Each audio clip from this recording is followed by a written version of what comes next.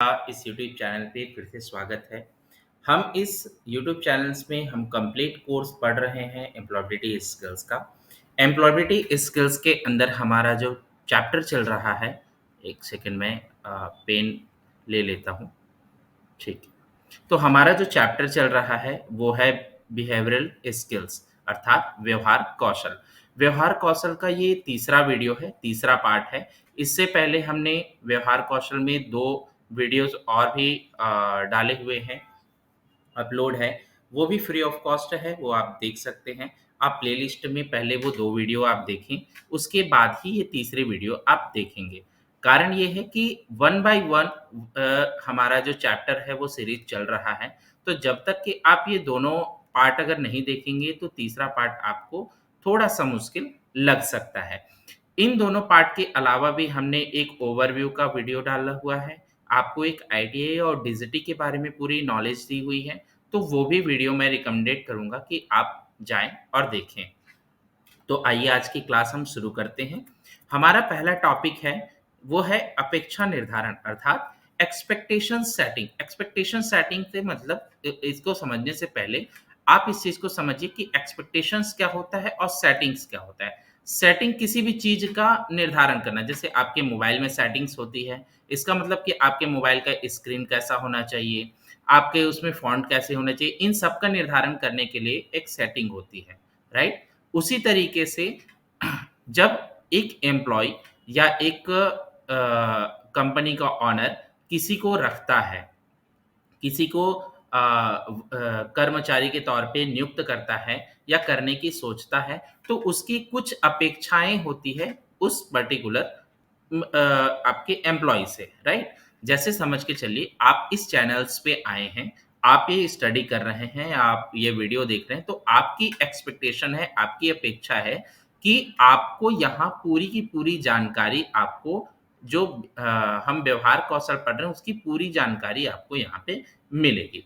तो ये आपका एक्सपेक्टेशन है और इस एक्सपेक्टेशंस की सेटिंग बहुत ज़्यादा भी नहीं होनी चाहिए, बहुत ज़्यादा कम भी नहीं होनी चाहिए।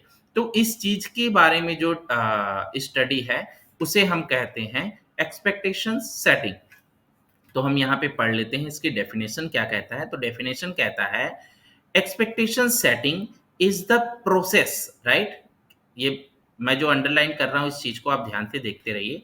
Expectation setting is the process of formulating and communicating what is expected, right? तो एक ये प्रोसेस है जिसके तहत हम हम कम्युनिकेट करते हैं, मतलब सामने वाले को बताते हैं और एक फॉर्मुलेट करते हैं, किसी चीज का निर्माण करते हैं कि हम उससे क्या चाहते हैं। इसे एक एग्जांपल्स के तौर पे समझते हैं कि जैसे एक व्यक्ति एक इंटरव्यू के लिए जाता है, उस व्यक्ति से ये बोला जाता है कि आप एक दिन में जैसे 7 डेज़ होते हैं, राइट? एक दिन में सॉरी, 1 हफ्ते में 7 डेज़ होते हैं और 1 दिन में 24 घंटे होते हैं, राइट? अब कोई व्यक्ति अगर काम करेगा तो कितना कर सकता है? उसकी एक कैपेसिटी है, एक लिमिट है। अब अगर किसी व्यक्ति से अगर कहा जाए कि आप मैं चाहता हूँ कि आप दिन में 24 घंटे और पूरे सातों दिन से ज़्यादा काम करें, तो एक व्यक्ति के पास इससे ज़्यादा तो समय है नहीं, तो वो उससे ज़्यादा काम कैसे कर सकता है? तो ये हो गया ओवर एक्सपेक्टेशन, राइट?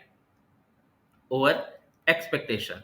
सेम चीज़ें होता है कि जैसे इसकी कैपेबिलिटी, अगर एक व्यक्ति की कैपेबिलिटी है कि वो 200 यूनिट चेयर बना सकता है, राइट? अब आप उससे अगर सिर्फ़ 2 चेयर बनवा रहे हैं, ठीक है? तो ये क्या हो गया कि आपकी एक्सपेक्टेशंस बहुत कम है, जबकि उस व्यक्ति की, उस कर्मचारी की जो कैपेबिलिटी है, जो एबिलिटी है, वो बहुत ज़्यादा है। तो आपको एक्सपेक्टेशन सेटिंग ये बताता है कि आपको ना तो ओवर एक्सपेक्टेशंस रखना, ना ही आपको लोअर एक्सपेक्टेशंस हैं। तो आपको जो भी एक्सपेक्टेशंस होगी, उसको कैसे रखना है कि आपका यही चीज़ें दिखाता है, आपको एक प्रोसेस के तहत आपको बताता है, सिखाता है कि आप किसी जब किसी व्यक्ति से या किसी कर्मचारी से, किसी पद से अगर कोई अपेक्षा रखते हैं, कोई एक्सपेक्टेशन रखते हैं, तो उसका निर्धारण कैसे और क्यों करें। जब आप उससे अपेक्षा रखते हैं तो उसको सामने वाले को आपको कम्युनिकेट भी करना ज़रूरी है। इस प्रोसेस के अंदर ये चीज़ भी आता है। कहने का मतलब है कि जैसे एज़ अ एचआर मैं आपको बात करूँ कि हमको जैसे एक सेल्स पर्सन की ज़रूरत है, राइट? तो सेल्स पर्सन की ज़रूरत है, तो ये सेल्स पर्सन का पहले हम एरिया डिसाइड करेंगे कि ये फलाने एरिया तक के मतलब 5 किलोमीटर के अंदर ये काम करेगा। 5 किलोमीटर में इसके अंदर 100 दुकानें होंगी। इन 100 दुकानों से हमें इनसे कम से कम महीने का 2 लाख रुपए का हमको सेल इनसे चाहिए। तो ये हमारा क्या हो गया, हमने एक्सपेक्टेशंस किससे कितना रखा 2 लाख रुपया। इसके एवज में इसको हम सैलरी देने वाले हैं 25,000 इसको देंगे, प्लस इसकी इंसेंटिव्स देंगे। तो ये क्या हो गया, एक हमने फॉर्मुलेट कर लिया, एक फॉर्मुलेट कर लिया हमने एक इसको बोला जाता है जीडी, जिसको जॉब डिस्क्रिप्शन बोला जाता है, ये हमने फॉर्मुलेट कर लिया, राइट? अब जैसे इसको हम बताएंगे कि भैया हम आपको महीने का 25,000 देंगे, प्लस आपको इंसेंटिव देंगे। आपको कंपनी को 2 लाख रुपए का सेल आपको देना है। आपके अंदर 5 किलोमीटर का दायरा में आपको सेल्स के काम करनी है, जिसके अंदर लगभग-लगभग 100 दुकानें हमने रिसर्च की हुई है। तो ये क्या हो गया, हमने एक एक्सपेक्टेशंस रखा, इस एक्सपेक्टेशंस को हमने फॉर्मुलेट किया इस माध्यम से, और फॉर्मुलेट करके हमने सामने वाले को बताया कि आपका ऐसा-ऐसा काम रहेगा। तो जब भी कोई कंपनी काम करती है तो एक ऑफर लेटर जनरेट करती है। एक जब कोई एम्प्लॉयी भर्ती करता है तो ऑफर लेटर जनरेट करता है। इस ऑफर लेटर में सारी चीज़ें रखी होती है। आगे चल के जब आप कोई किसी कंपनी में अप्लाई करेंगे, जब आपका इंटरव्यू होगा, सिलेक्शन होगा, तो सिलेक्शन के बाद आपको एक ऑफर लेटर जनरेट होगा। इस ऑफर लेटर में सारी चीज़ें रहेगी कि आपको क्या वर्किंग है, कितनी छुट्टी मिलेगी, क्या इंसेंटिव्स प्लान है, कितना आपको कंपनसेशन मिलेगा, कितनी आपकी सैलरी होगी, प्रोबेशंस टाइम क्या होगा, वो सारी चीज़ें आपका यहाँ पे रहता है। तो आई होप कि आपको समझ में आ गया होगा कि एक्सपेक्टेशन सेटिंग क्या होती है। आगे हम चलते हैं। एक्सपेक्टेशन सेटिंग जो होता है वो 2 तरीके से होता है। पहला होता है परफॉर्मेंस सेटिंग और दूसरा होता है बिहेवियरल सेटिंग। परफॉर्मेंस सेटिंग मतलब जो प्रदर्शन की सेटिंग होती है वो हो गया, और दूसरा होता है बिहेवियरल सेटिंग। अब इसको पहले हम पढ़ते हैं बिहेवियर को। तो यहाँ डेफिनेशंस लिखा है इसकी कुछ जानकारी। They are standard of conduct which might take the form of do's and don'ts। इसका मतलब सिंपल से समझिए कि एक स्टैंडर्ड आपके पास रूल्स रेगुलेशंस हैं, जिसमें आपको बताया गया है कि आपको क्या करना है और आपको क्या नहीं करना है। जैसे आप अगर मान के चलिए कि आप इंडियंस सिटीजनशिप हैं, तो इंडियन सिटीजन के लिए कुछ रूल्स रेगुलेशन बनाए हैं। इसका मतलब पहला है कि आपको जो तिरंगे झंडे हैं उसका सम्मान करना है। आपके जो आपके मंत्री हैं या आपके मुख्यमंत्री हैं, आपके प्रधानमंत्री हैं, उनके आदेशों का पालन करना है। आपको जीना और जीने दो की धारणा पे रहनी है। तो क्या-क्या करना है, कैसे करना है, ये सारी चीज़ें आपके डूज़ के अंदर आ गई। आपको किसी का मर्डर नहीं करना है, आपको चोरी नहीं करना है, आपको सामाजिक प्राणी के तौर पे बिहेव करना है, आपको अच्छे आचरण करना है। तो ये डूज़ और डोंट्स इनके तहत में जो भी चीज़ें आती है, वो आपका बिहेवियरल सेटिंग होता है। जैसे इमेज में आप देखेंगे, गुड बिहेवियर किसे कहते हैं और बैड बिहेवियर? गुड बिहेवियर जिसे समाज या आपकी सोसाइटी जिसको एक्सेप्ट करती है, राइट? जैसे आपका क्लीन हैंड रख रहे हैं, आप अच्छे तरीके से बैठ रहे हैं, आप किसी बातों को सुनते हैं, समझते हैं, आप अपने वर्क को करते हैं, आप किसी शेड्यूल को फ़ॉलो करते हैं। तो ये सारी की सारी एक आपकी गुड हैबिट्स होती है। गुड हैबिट्स, गुड बिहेवियर ये होती है। बैड हैबिट, आप किसी से लड़ाई-झगड़ा कर रहे हैं, आप किसी को काट रहे हैं, आप ज़्यादा चिल्ला रहे हैं, आप झूठी कस्में खा रहे हैं, तो ये सारी की सारी बैड हैबिट्स होती है, बैड बिहेवियर के अंतर्गत आती है। सिंपल सा समझिए कि 2 चीज़ें हैं कि क्या करना है और क्या नहीं करना है। जब इन चीज़ों को जब इन चीज़ों को जानते हैं कि क्या करना है और क्या नहीं करना है, तो ये चीज़ें के अंदर आ जाती है बिहेवियर सेटिंग्स के अंदर, राइट? सेकंड चीजें आती है परफॉर्मेंस सेटिंग। परफॉर्मेंस सेटिंग क्या होता है कि जो रिजल्ट होता है, ये result plus action and behaviour, ठीक है। तो इससे क्या होता है, परफॉर्मेंस एक्सपेक्टेशंस। अभी इसका निर्धारण कैसे होता है ये हम एग्जांपल्स में समझते हैं। जैसे मान के चलिए कि आपकी एक कंपनी है, आप जैसे मैंने पुराने एग्जांपल्स में बताया, आपकी कंपनी में आपने एक सेल्स पर्सन अपॉइंट किया, अलाइन किया कि इस ये ए है, मान के चलो ए को मैंने 100 किलोमीटर 100 दुकान दे दिया, बी को मैंने 100 दुकान दे दिया जहां वो सेल मैनेज करेगा, सी को मैंने 100 दुकान दे दिया जहां वो ये मैनेज करेगा, सेल मैनेज करेगा। उसके बाद फिर हमने इसको कंपनी का गोल दिया कि 2 लाख रुपए तुमको करना है, 2 लाख रुपए तुमको करना है, 2 लाख रुपए तुमको करना है। इसका मतलब 6 लाख रुपए का मेरा एक्सपेक्टेशन हो गया। ठीक है, तो ये कंपनी का गोल हो गया कि हमको 6 लाख रुपए का महीने का सेल करना है। उसके बाद फिर जब ये 6 लाख रुपया हमारा अचीव हो जाता है, उसके बाद हम इसको इम्प्रूव करने की कोशिश करते हैं। आगे हम पढ़ेंगे कि इम्प्रूव कैसे होता है, परफॉर्मेंस इनकी इंक्रीज कैसे होती है। इम्प्रूव करने के बाद फिर हम इनसे फीडबैक लेंगे कि अगर ये इम्प्रूव हुआ तो कैसे हुआ, क्या हुआ, उसको हम सेलिब्रेट करेंगे। अगर नहीं हुआ तो हम फीडबैक लेंगे कि क्या फीडबैक आ रही है, क्या हम 6 लाख से 10 लाख तक के हम कवर कर सकते हैं, या इसके लिए कोई और मैन पावर की ज़रूरत पड़ेगी। कस्टमर हमारे प्रोडक्ट को कैसा ले रहा है, कस्टमर हमारे सर्विसेज को कैसे ले रहा है, इन सारी चीज़ों को कंटिन्यूस हम फीडबैक लेते रहेंगे। और अगर हमारी सक्सेस रेशियो आ गई, हमने अचीव कर लिया, तो हम उस एम्प्लॉय को रिकॉग्नाइज पे करेंगे, हम उसको सेलिब्रेट करेंगे, उसको प्रोत्साहित करेंगे वाया सर्टिफिकेट, वाया बोनस। उसे बोनस देंगे, सर्टिफिकेट देंगे, उनको टूर्स प्लान देंगे। तो इन तरीके से कैसा होता है कि हम किसी एम्प्लॉय की परफॉर्मेंस हम बढ़ा सकते हैं। मगर कैसा होता है, ये पहले आपको समझना होगा कि एक्सपेक्टेशन सेटिंग आपकी पहले क्लियर होनी चाहिए, तभी आपका ये सारा चीजें है। बहुत ज्यादा ओवर नहीं होना चाहिए, बहुत ज्यादा लोअर भी नहीं होना चाहिए। तो सिंपल सा समझो कि कोई अगर रिजल्ट आ रहा है, रिजल्ट के साथ हम उसके एक्शन और बिहेवियर को हम ऐड कर देते हैं, वो हमारा परफॉर्मेंस एक्सपेक्टेशंस आ जाता है। आई होप यहाँ तक कि आपको चीजें समझ में आ गई होगी। हम आगे चलते हैं कि अब जैसे है कि इफेक्टिव एक्सपेक्टेशन सेटिंग कैसे बनाएं, कि प्रभावी, इफेक्टिव का मतलब होता है प्रभावी, प्रभावी एक्सपेक्टेशन सेटिंग कैसे बनाएं।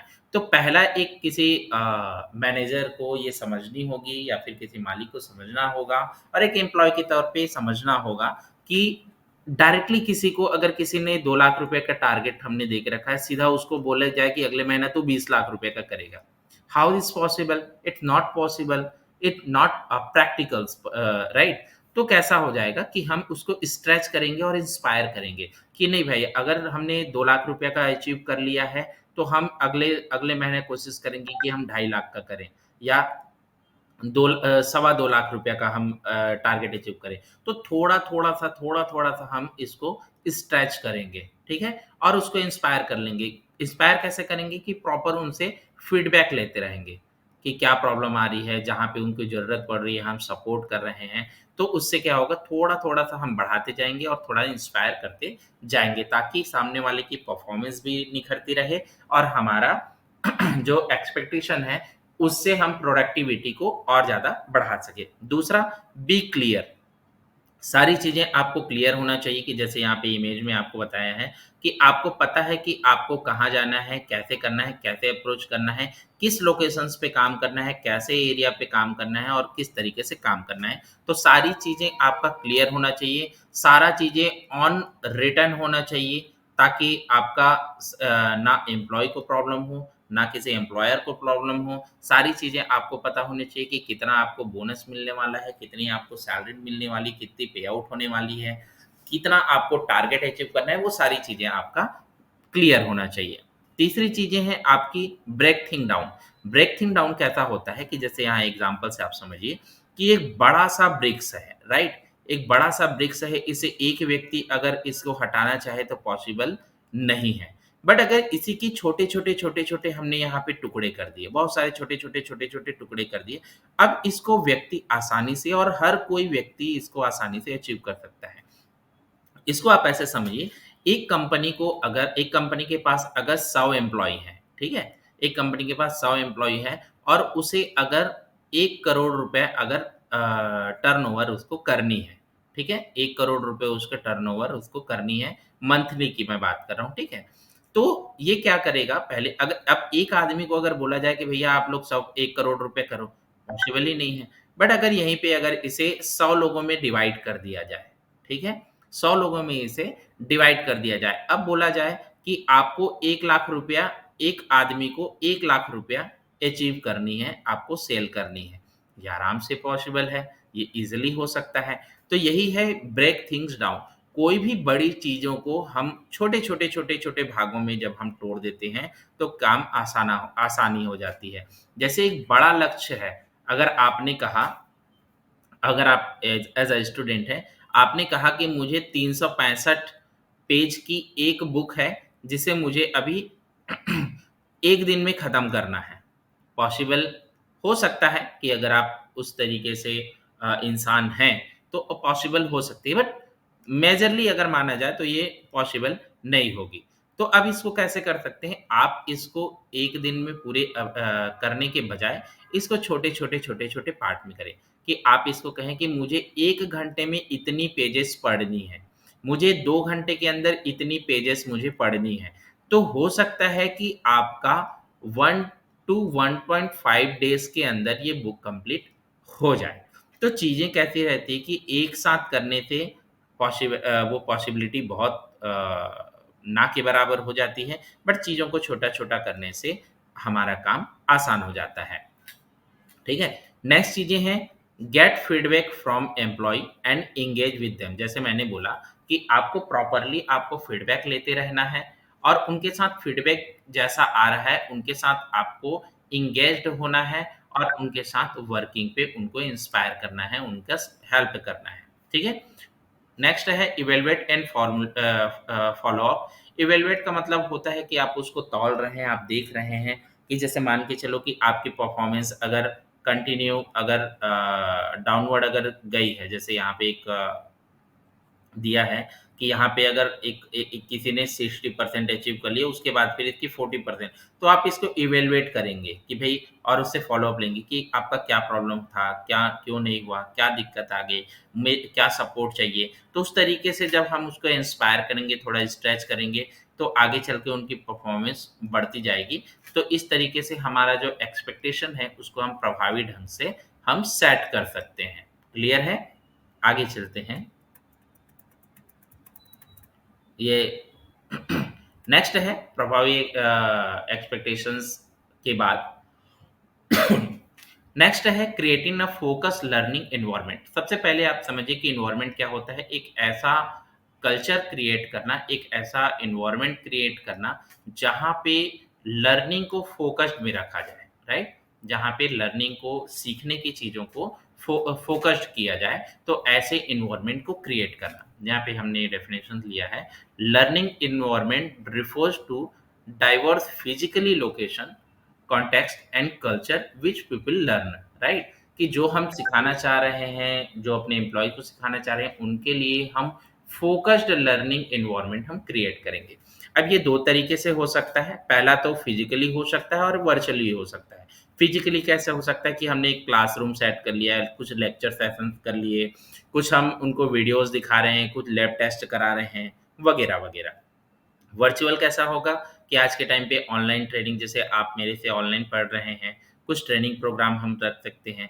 अब जैसे इसका एक एग्जांपल समझिए कि आप अगर थोड़े से पहले अगर जाएं, तो कंप्यूटर नया नया जब इंट्रोड्यूस हुआ, तो लोग इससे पहले बैंकों में बही खाता चलता था, लोग पूरी चीज़ों को लिख के रखते थे। उसके बाद फिर जब कंप्यूटराइज हुआ, तो क्या किया गया कि अपने एम्प्लॉय को बैंक वालों ने या फिर कंपनी वालों ने उनको कंप्यूटर ट्रेनिंग दी, राइट? उनको क्लासरूम भेजा गया, उनको लेक्चर्स दिया गया, उनको लैब में कंप्यूटर लैब में उनको पढ़ाया गया, प्रैक्टिकल्स कराया गया।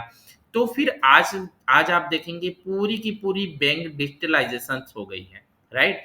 तो कहने का मतलब है कि कोई भी एम्प्लॉयी को अगर आप फ़ोकस्ड लर्निंग एनवायरनमेंट देंगे, तो वो आपकी एक्सपेक्टेशंस को बढ़ा सकता है, आपकी कंपनी की प्रोडक्टिविटी बढ़ा सकता है। तो ये कंपोनेंट्स उसके अंदर आते हैं फोकस्ड लर्निंग एनवायरनमेंट के अंदर, राइट?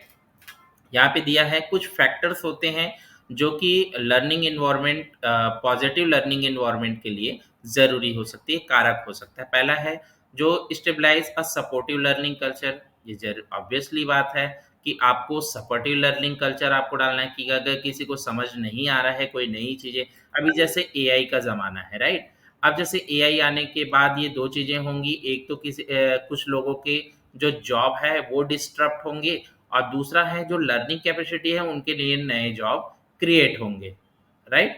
तो जो एग्जिस्टिंग एम्प्लॉई हैं उनको हमको सपोर्ट करना है, उनको लर्निंग कल्चर को डेवलप करनी है। अगर वो वैसा करेंगे नहीं तो फिर कहीं न कहीं वो टूट जाएँगे और हमारा जो ऑर्गेनाइज़ेशन स्ट्रक्चर है वो डैमेज होगा, ठीक है? सेकंड चीज़ है लर्नर्स नीड है कि हमको जो लर्नर्स हैं, जो पढ़ने वाले हैं, जो सीखने वाले हैं, उसकी नीड रहेगी। अगर यही नहीं रहे तो आप सिखाओगे किसको, राइट? उसके बाद है पॉजिटिव एप्रिसिएशन, राइट? इसका मतलब हो गया कि आपको उनको एप्रिशिएट करना है पॉजिटिव तरीके से। जैसे मैंने भी बताया कि किसी को अगर की चीज़ें समझ नहीं आ रही है तो आप उसको मोटिवेट करें, आप उसको एप्रिशिएट करें कि नहीं नहीं कोई दिक्कत नहीं है, थोड़ा सा समय लगेगा, आप सीख जाएंगे, आप कर लेंगे। तो इस तरीके से आपको ये फैक्टर्स भी अफेक्ट करता है, ठीक है? अगर कोई सक्सेस होता है, किसी ने अगर सीख लिया, किसी ने डिग्री होल्ड कर लिया, तो आप उसको पूरे फ्लोर पे आप अपनी कंपनी में सेलिब्रेट करें।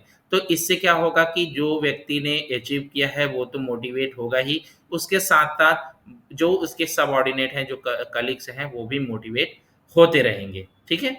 नेक्स्ट है आपका सेफ्टी, आपको सेफ्टी की भी मेजर ध्यान रखनी पड़ेगी।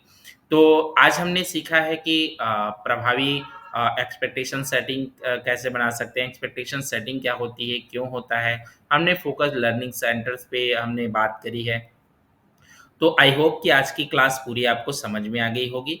अगर कोई डाउट होता है तो आप मुझे कमेंट कर सकते हैं। अगर आपको वीडियो अच्छा लगता है तो आप लाइक करें, ज़्यादा से ज़्यादा लोगों को शेयर करें ताकि आप जैसा फ़ायदा हो रहा है वैसे लोगों को भी फ़ायदा हो।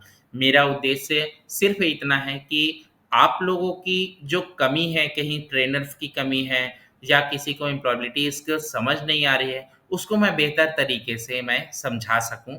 आपकी उन कमियों को या गवर्नमेंट की तरफ से जो टीचर की कमी कहीं हमें दिख रही है, उन कमियों को हम दूर कर सकें। तो आज के लिए बस इतना ही। Thank you.